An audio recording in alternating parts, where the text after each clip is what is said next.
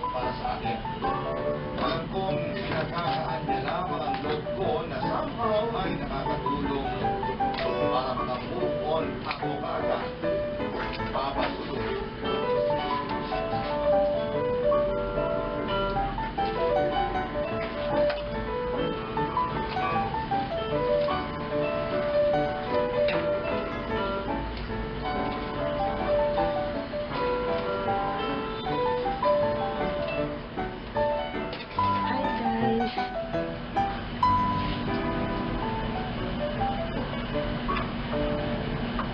Kararating lang namin noon, galing kami ng palengke. Tinutulungan ko siya gumawa ng chili sauce. Chili sauce sa siomai niya.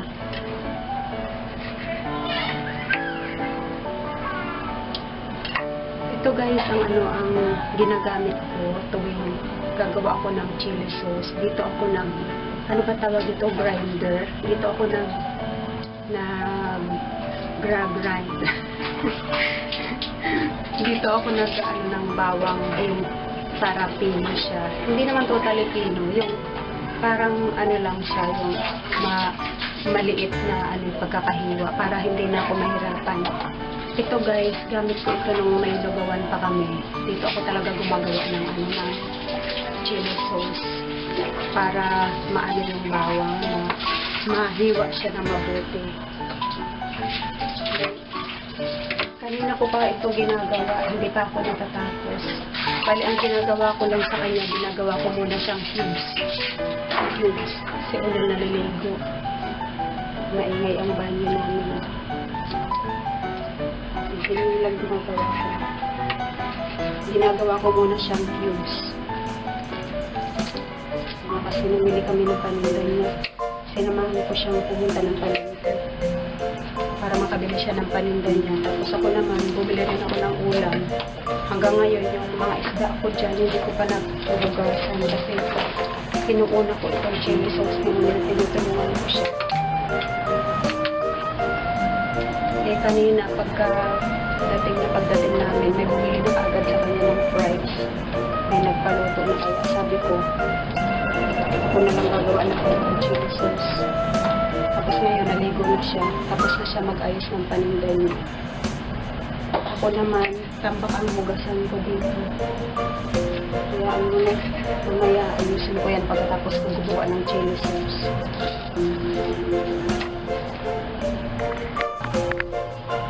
Ayan, tapos ko na yung bawang.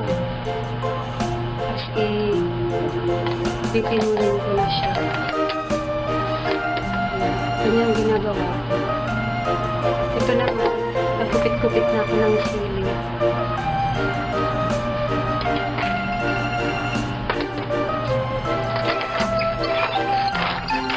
Medyo puno ang ginawa ko kami dito.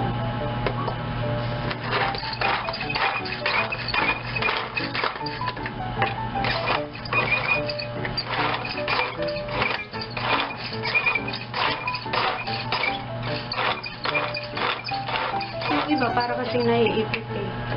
Pagkakaroon na naiipit, dahan-dahan lang yung pag-hula.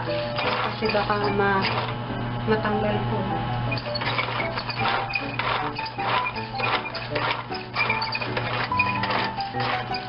Dahan-dahan lang hanggang sa maano siya, maging pino na lahat. Kasi ibig sabihin, pag medyo, ayun, hindi masyadong naihila. May mga malalaki na bumabara dito sa gilid.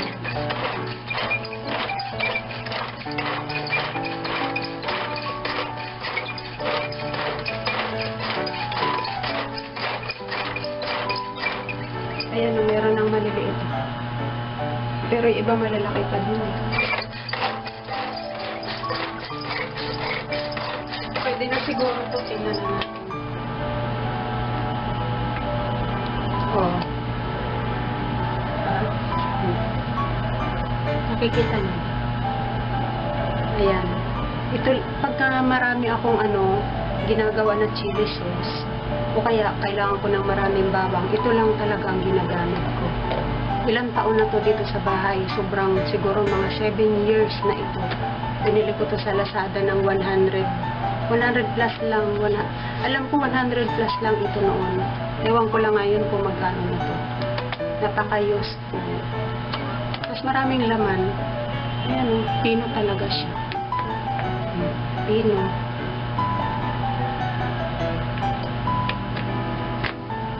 Ayan. Ngayon, ang gagawin ko naman, gugupit-gupitin ko na ulit yung sili kasi hindi pa ako tapos, may natira pa o. Ako na yung magluluto nito kasi si Unel pagod na yata. Tapos na siya maglaba ng dinagduduyan. Ako na lang ang magtutuloy nito, pati yung mga isda ko hindi pa pala nakalubasan.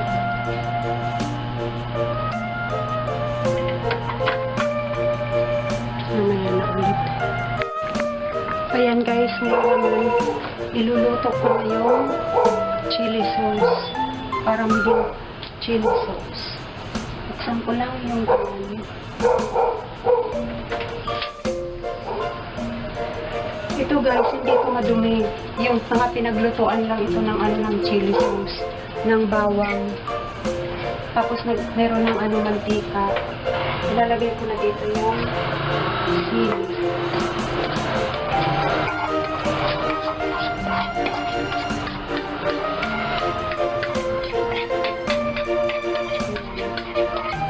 Kung mayroon kayong blender, pwede naman i-blender yung bawang at saka sili. Paghaluin na lang. Kasi pinaghahalo naman yan. Ako ganyan ako, ilang taon ko nang ginagawa ito. Pinaghahalo ko na yan. Hindi ko na yung mahuhuli yung sili or bawang. Inuuna-una ko, hindi.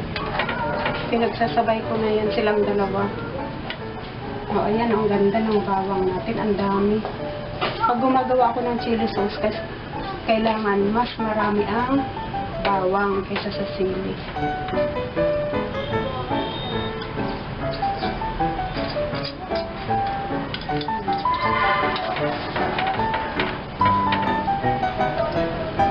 Itong kala namin, nilalagyan ko ng ganito o patungan kasi hindi kasya yung pita ng ng kaserola namin, masyadong maliit. Eh, hindi rin naman pwede kami gumamit ng malaking kaserola kasi hindi naman masyadong marami ang gagawing chili sauce. Kaya, tama lang siya dito sa maliit naming kaserola. Ayan. Ang ganda. Pino siya.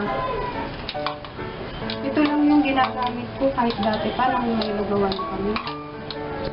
Kasi nahihirapan ako yung ano talaga, yung hiwain. Nahihirapan ako. Kaya nagtingin talaga ako ng mas madali kung may hiwa yung bawang.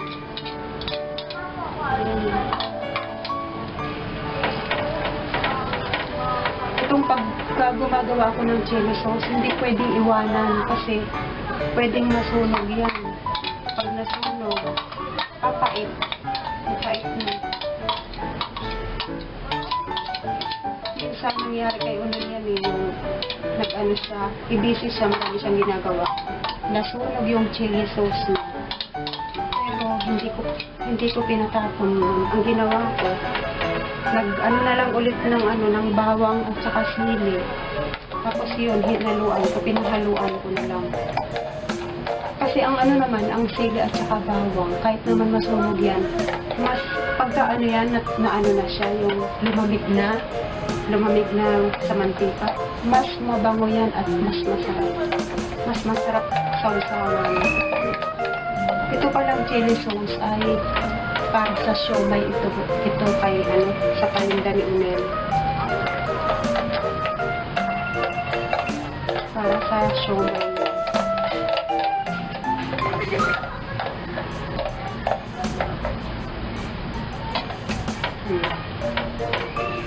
Pakita ko sa inyo yung itsura. Ayan. Kasi dito sa kaserola na to, hindi na kami nagsasalin. Hindi na si Unel nagsasalin. Diyan na yan siya. Tapos may kutsara lang ganito ng maliit. Para pag may bumili ng siomay, sandok-sandok na lang siya dyan. medyo matagal-tagal ito lulutuin kasi mabagal lang yung apoy. Hindi pwedeng palakasan yung apoy kasi baka masunog. Ayun, kailangan haluin lang siya mabuti. Ayan na, malapit na. Malapit na maluto yung ating chili sauce. Ayan na, medyo brown-brown na siya. Brown-brown na. Pagka ganyan, magtutuloy-tuloy na yan hanggang sa maluto. Kaya kailangan, hindi pwedeng iwanan o pabayaan. Kailangan na haluin lang ng mabuti. Kasi baka maano siya, ma-overcook, masunog.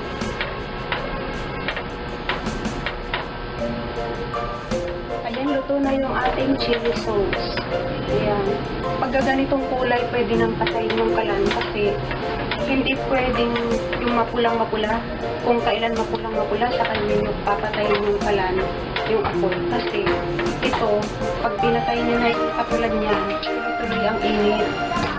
Ayan, para hindi siya masunog, pinatay ko na yung ating apoy. Para hindi masunog yung yung chili sauce. Para hindi siya magkulay itim.